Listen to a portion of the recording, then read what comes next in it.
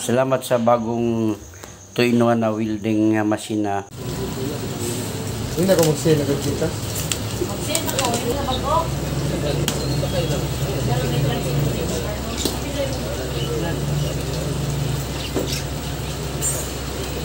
Yan, buksan natin.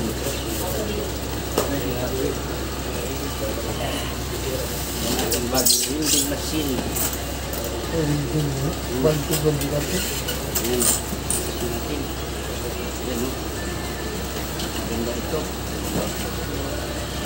Gawa na tayo ng construction ito. At saka gawa tayo ng mga rails.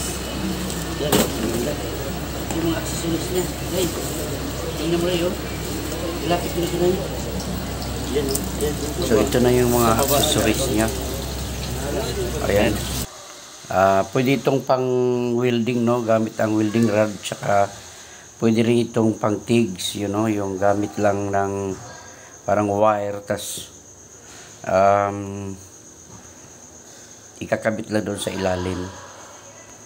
So yan ang gamit niya para sa panggamit sa welding rod. Tsaka ito naman yung pang solda na gamit yung wire lang, ganyan.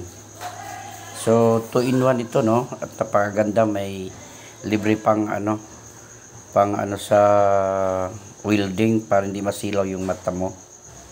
Tsaka pagtanggal ng kalawang din. May kasama siyang mga accessories, kompleto to.